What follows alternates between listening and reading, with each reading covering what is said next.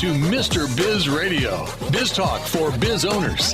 If you're ready to stop faking the funk and take your business onward and upward, this show is for you. And now, here's Mr. Biz, Ken Wentworth. All right, welcome to another episode of Mr. Biz Radio with me, Mr. Biz, Ken Wentworth, easy for me to say. Guys, this week we're going to talk about something that impacts every single one of us. I know a lot of business owners, entrepreneurs watch the show, listen to the show. We have people that do other things, corporate people as well, but predominantly entrepreneurs and business owners. But this is something that impacts all of us. Our guest this week is none other than Mrs. Teresa Harlow.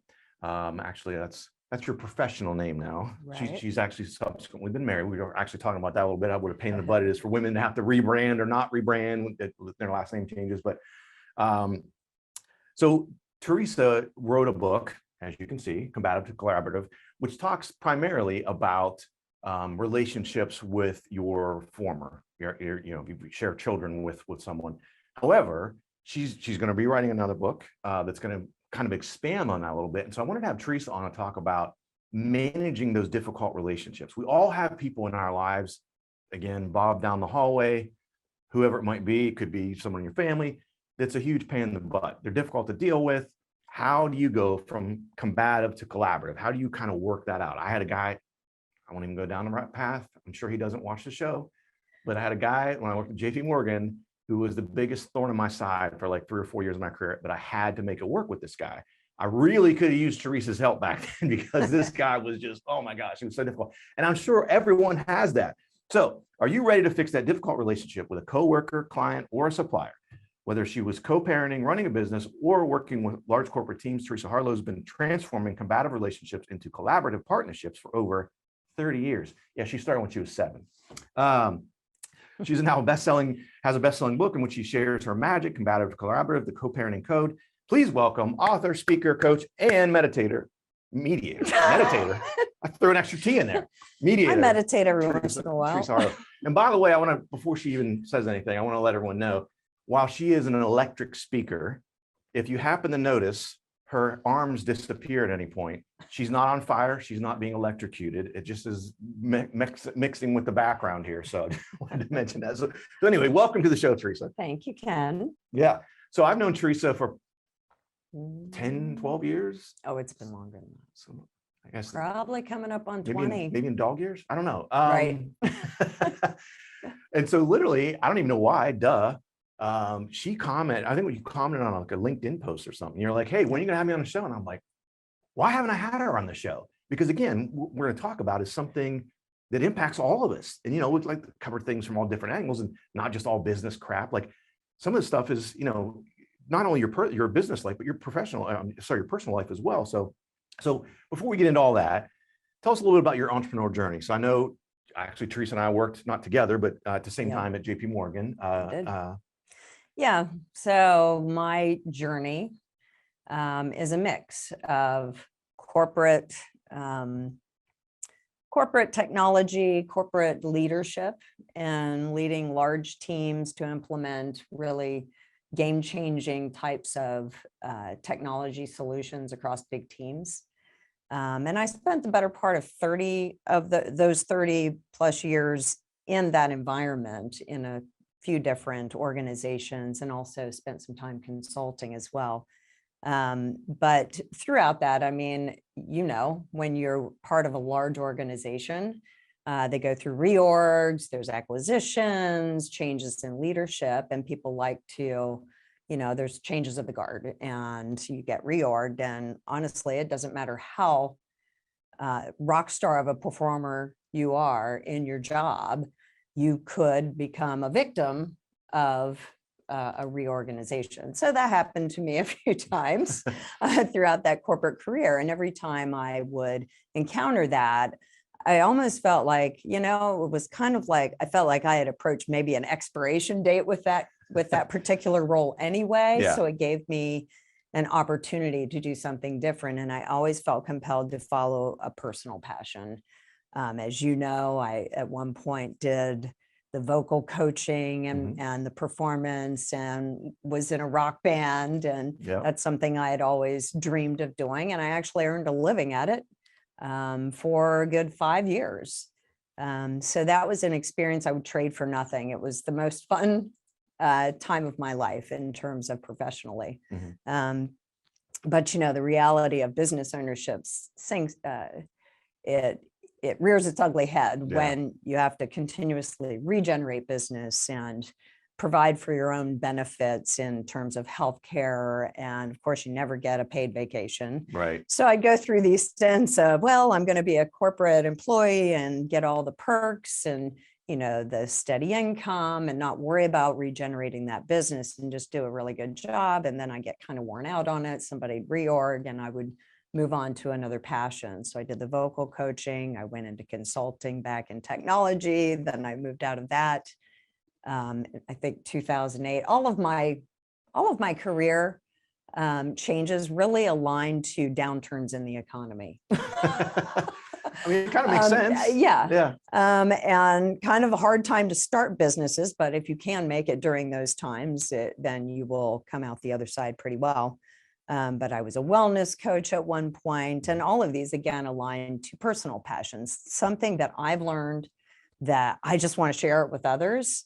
I want other people to be able to resolve their problems that they're facing and get not only resolve them, but get beyond them and then move into an existence and a happiness that they really thrive for. So, in and out of corporate leadership roles and into entrepreneurship. And then lastly, I decided to leave the biggest bank in the world to pursue this business in which I really help people to resolve conflicts across all types of relationships. Which again, super important. I mean, again, it crosses all different things. Yeah.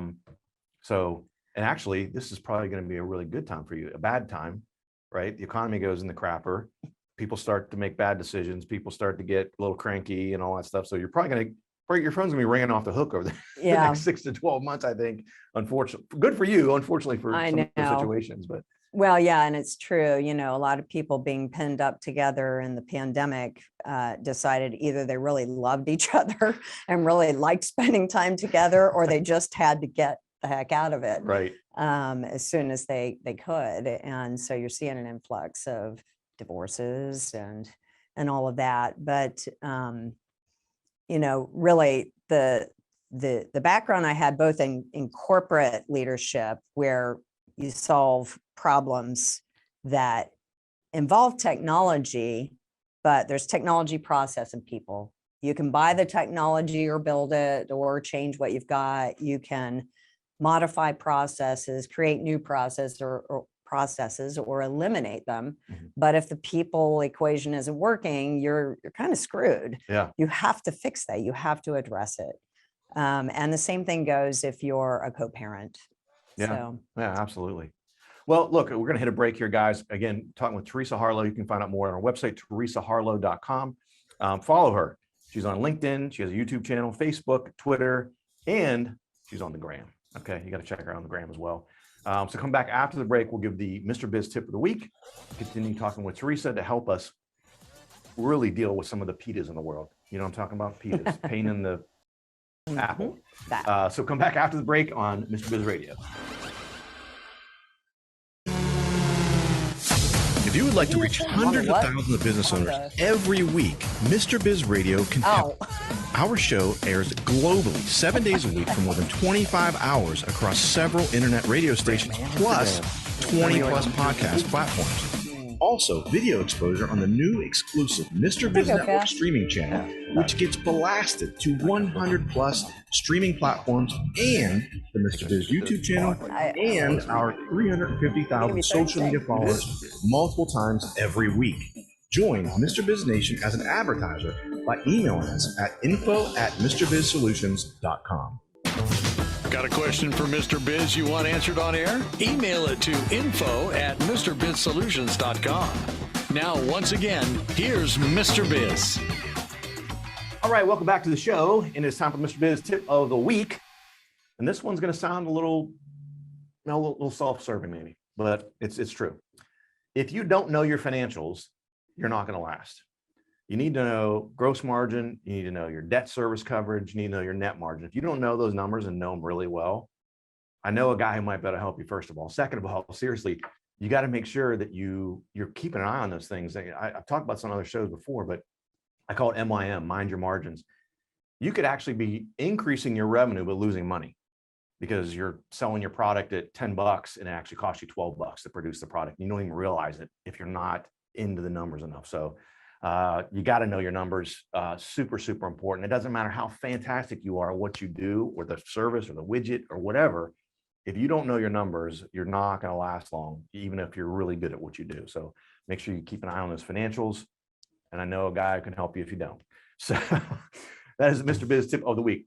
All right, talking with Teresa Harlow. So Teresa, picking up where we left off last segment.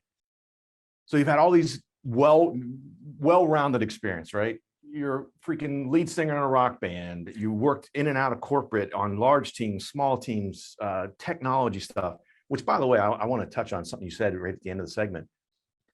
Technology, especially with relationships. I know in my corporate career, there, not always, but there's a lot of times friction, right? Oh, yeah. Because the business says we want a product, that a software, whatever it might be, a technology product that does these 7 things. And technology goes, we can't do those 7 things, or it's going to cost $10 million to do those 7 things. And so that friction, right? Yep. So I'm sure you learned a lot from that. So from all those different experiences, being a business owner, being an entrepreneur, being an author, being a speaker, what's like one or maybe 2 career lessons that you learned with all that experience that's really driven you to follow your passion? Sure. Well, number one, mind the relationships. I mean, I spent probably the first 15 years of my career really laser focused on understanding the business I was doing and the tools that were at my disposal and the processes, and making sure I had that down pat. And I knew it better than most of the people that I was working with. So I could figure out how to shave time off, or, manipulate things to break down bureaucracy that didn't serve, whoever my customer or my audience was. But I didn't spend enough time on relationships, and it came out in the results. I mean, I might have been able to complete some really large initiatives early on, but they would say, well, you left a wake of dead bodies in your path, and it's like, you got it done, but man, but I got it done. And they're like, we don't care, go away. I mean, we're reorging, and I guess you're out. Yeah. So, sometimes when reorg happens or you get downsized or whatever, there's good reason why you were picked and not the person next to you. Yeah. But, some harsh lessons that I had to learn, and I was hell-bent on fixing that when I went back the last time for my last tour of duty in corporate America, because I had to conquer that issue. And with that, I saw other people, especially when you're younger, you're coming up and you don't mind the relationships. You get your technical prowess going and you learn the politics, but that's different than the relationships you need to cultivate, to get people to follow you and give you the support you need. So, I mean, really, it's just that I'd say that's the number one thing is the people, and minding those relationships, getting to know the people that are crucial to you getting from where you're at to where you need to go. Excuse me. I think it's really important. And so 2 things I'll mention, kind of playing off of that. I tell our kids, when they were, younger, like, what am I going to do when I grow up, kind of thing. And I said, if you have a job that all the things you do, all the functions you have to perform, you love, they're all they're in your sweet spot. They're your jam. You love them. Like, oh, I get to do this, I get to do that. But the people you have to deal with on a regular basis are paying your butt. Yeah. You will hate that freaking job. That's right. You will hate that job. If you have a job where the functions you have to perform are like, but you love the people, you will freaking love that job. Yeah. And it plays right into what you're saying. It's so stinking important. And the relationships, like you're talking about, especially in the corporate world, of, being able to have people. as you typically in the corporate world, right? At least on the financial side where I was, as you progress through your career, you end up managing a team, and the team gets bigger and bigger and bigger. If your EQ sucks, your career is going to be short. Yeah. Because you're going to get a team, and you're going to get a team of, let's say, 10 people, and 6 of them are going to complain about you. Right. You're no longer a manager. That's right. And now you got to find your niche and how to do that, elsewhere. If you're an IT and you're doing project management, you got to reach across all sorts of aisles to try to, coordinate and all that stuff. And, right. Like you said, if you're leaving dead bodies. Well, and people don't want to help you when you're a jerk. Right. Yeah. You can, take the approach of beat them over the head style, which frankly, earlier in my career, I think that was my approach. I'm very direct. I'm like, just here's what I need. Here's when I need it. And so I refined that substantially after many reviews where I was told, maybe you're a little too direct. Could you just soften it? So, it's a fine balance. You do have to be direct enough that people know what you want from them, but you also have to show that you care about them and give them credit, appreciate them, acknowledge what their contributions are. And people are more likely to respond to someone that they feel recognizes them and cares about them. Yeah. I think that's an important distinction to make, because, and again, I've said it several times already, it crosses all sorts of different barriers. All your relationships go along this way. We're running out of time here, but I did want to at least start to scratch the surface on what's it look like now when you work with someone. So if someone came to you and said, "Hey, Teresa, I need help with a relationship." Yeah. What's a coaching relationship, for example, look like? So I do coaching with co-parents right now. And then on a broader scale, I wouldn't call it coaching, but I do speaking events and in the books even that provide how-to sort of guidance to people. And I really put an emphasis on making sure you're focusing on what's important, because when you encounter conflict with others, we tend to shrink away from that. And we start to focus on what we don't like about what's going on with us or with that person, what we don't like about them. We don't want to spend time with them. And so I encourage people to first get their perspective straight. What is it that you want to have continue happening? Do you want to continue the conflict? No? Then let's not focus on that. Let's focus on what it is you want to achieve. And also, why is this relationship important to maintain? Even if you don't like them, there may be people in your life that you rely on for one reason or another. Yeah. Well, and I think it's super important, especially on the co-parenting side, because, as you mentioned, you may have a difficult relationship with your former spouse or what have you, but you got kids involved, and the kids end up being negatively impacted, and no one wants their kids negatively impacted, right? Yeah. They want the impact to be as positive as it can be. So we're going to hit a break here, guys. We'll come back talking with Teresa Harlow. How would you like to have direct access to Mr. Biz to help you run your business more profitably and more efficiently? At MrBizSolutions.com, you get live access to not only Mr. Biz, but also several of his hand-picked and trusted business experts, each with 20 plus years of experience to help you optimally manage and grow your business. That's just the start of where Mr. Biz Solutions begins. Learn more at MrBizSolutions.com. That's MrBizSolutions.com. Business owners have a continually growing to-do list with little time for revenue-producing activities. With Check Off Your List and their experienced team of virtual assistants, you can focus on growing your business. Visit checkoffyourlist.com to learn how Check Off Your List's skilled team can handle your day-to-day tasks like social media, bookkeeping, calendar maintenance, and much more. Contact Check Off Your List at checkoffyourlist.com or call 888-262-1249 to see how their virtual assistants can help you live to work rather than work to live. Check out all 3 of Mr. Biz's best-selling books at MrBizBooks.com. Now, once again, here's Mr. Biz. All right, guys, welcome back to the show. Again, we're talking with Teresa Harlow. You can find out more at teresaharlow.com. Definitely go buy her book. Combative to Collaborative. And she did tell me, I'm going to let a little secret out here, just a little bit of a secret. She's got another book in the works. So keep an eye out for that. That's right. So I know you had mentioned, so I want to make sure we can give the viewers, some listeners, some tips on, dealing with that difficult person, whether it's a co-parent, whether it's a coworker, it's your spouse, it's your brother, your sister, whoever it might be. You had mentioned before last, focusing on what's important. Right. What are some other things that we can do that are practical things to really sort of soften that? Yeah, well, once you've got your head on straight and you're focused on the right thing, then there's going to be interaction. And one thing I warn people about is beware of knee-jerk reactions to things. If you're in a business situation or even in personal, it could be email or it could be a voice,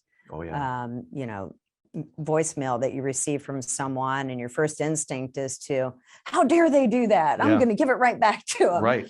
Yeah. But, when you do that, there's a couple of risks involved. One, what's the risk to losing that relationship entirely? Even if you're like, well, I don't care because I don't like them. It's like, but what do you rely on them for in your life? How do they make your life easier or, contribute to where you want to go? But when we have knee-jerk reactions, and especially if we document them, like in an actual written response or leaving a voice message, you're literally memorializing potentially bad behavior of your own. And that's the last thing you want to do, because while you may just be able to go tit for tat with somebody like that, they may not be willing to do that. And they may use it as a weapon against you. And I think it's generally accepted that people remember most how you make them feel. That's right. So your example, if I'm mad at you and I call you and leave you a nasty voicemail, the next day I forgot about the voicemail. Yeah. You're still upset about it or steaming or, sad or whatever. And I've already moved on. And that's right. So then you got it off your chest, but now it's on my chest. Yeah. When we interact now, you're coming from a different space than I am, which is not going to help that relationship going forward. Right. And, so with that, then what do you do instead? Well, I always say, look, and these are tricks that I use for myself, rather than do that whole like, hey, I'm just going to respond and hit send and it's over. I usually, if I'm really fired up about something, I'll hit forward. I'll address an email to myself, write exactly what I want to say, get it off my chest and get it out there, and then let it sit. Maybe send it to myself, read it as the receiver, and then feel the impact of what it is I'm putting out there, and go, okay, if I were on the receiving end of an email like this, how would I feel? Would I feel good? Would I feel angry? And then reassess, and then revise and revise and revise. And if you have the luxury of waiting a day, if it's a really, moderately or really high conflict scenario, wait a day if you can, but walk away from it. I've done the email thing where I've been ticked off. I type an email, did exactly what you said. And then the next morning I read it and I'm like, ooh. Right. Like, ooh. Holy crap. Like, man, I was really in a nasty mood. Like, oh, let me take that whole paragraph out. That's not good at all. Right. I mean, and even if you don't like the person who's receiving that, you have to honor that, because you're going to get back what you put out. It's karma. Yeah. Sorry. That's how it works. Yeah, for sure. So, and in addition to, getting past these knee-jerk reactions and avoiding those, here's something that sounds counterintuitive. And it actually took my 4-step process to 5 steps just recently. And it's more communication with those who you find difficult, not less. Give you an analogy. So let's say have you ever played like co-rec sports? Oh, sure. Sort? Yeah. So I'm not very good at team sports. And I got drawn into doing recreation co-rec softball. And they're like, have you ever played? I'm like, no. They're like, right field. And I'm like, okay. So I'm in right field and I'm like, every game I'd get like 1 to 3 opportunities. If there were a lot of left-handers, there were 3. If there weren't, if there were more typical, I'd get 1 opportunity. I'm never going to improve. Right. Because I'm getting 1 opportunity per game. Yeah. So if you have a difficult relationship with someone, or just challenging communication, you're not quite syncing, communicate with them more, not less. Find opportunities to interact with them. And I have tons of examples where I just, maybe met someone for a cocktail or coffee or lunch or whatever, to really build that rapport that can then build the bridge to a better relationship with them. And it's amazing how some of that animosity can just kind of melt away. It's interesting. Yeah, it is kind of counterintuitive, but as you're explaining it, I mean, it makes all the sense in the world, because you're adding some chits to the barrel. Yeah. Right. So that person now, the percentage of their interactions with you, even if some of them are contentious, if you only talk to them when they're contentious, 100% are bad. Whereas you have some of those positives, and they go, when you do have a contentious situation, they go, well, she's not that bad. And here's another thing too, is a lot of people will insert like technology in between them and someone. They want to build a barrier, like to protect themselves. I get it, but just remember, technology provides a layer that, you can't be sure of how the other person is receiving, what intonation they're applying to your words. And so I was recently asked to give a technology solution for co-parents. What was my go-to? And I said, frankly, while technology has a place, I prefer for the co-parents to talk to each other. And I would say the same thing holds in business relationships. While it may not always work out, if you can start with an assumption that you're going to give that a try, it's going to serve you. Yeah. I think, to your point, technology, especially in a co-parenting situation, I feel like too often it probably becomes a documentation. Yeah. It's not, it's like, ooh, I'm going to, I'm going to say this, and, I'm going to look good. And it's building a case. Yeah. Yeah, exactly. Yeah. Rather than what it's really intended to do, which is provide some safety and maybe some guidance on communication that's more productive. So when it's used that way, it can be helpful. But I think, to your point, unfortunately, it's used a lot more as, again, a weapon, which doesn't get anybody, either the person doing it or the other party, any further along. You're just focusing on the conflict again, not on what's important. Like you said earlier. Right. Besides those things, then remembering to apply empathy. Your thought there about reading an email and then feeling it and how it made you feel. You're empathizing right there. You're saying, how would it make me feel? What words do I want to hear said to me or read, coming at me? And acknowledging and appreciating the person as you start a conversation with them. It doesn't mean you have to agree with them on whatever, but just starting with, I appreciate you taking time to have this conversation. Or I can understand why you find what I'm trying to do confusing, or whatever. And then, I have a single rule that I live by, which is the golden rule: treat others the way you want to be treated, not how you feel if they deserve to be treated. Right. Super important. Well, Teresa, thank you so much for coming on the show. TeresaHarlow.com. Follow her on social media as well. Thanks a lot, Teresa. Thank you. Yeah, Thanks for having me. Yeah. Thanks for listening, guys. Thanks for watching. Have a great week. And don't forget, as always, cash flow is king. To become part of Mr. Biz Nation, follow him on all social media platforms or never miss a show by going to MrBizRadio.com.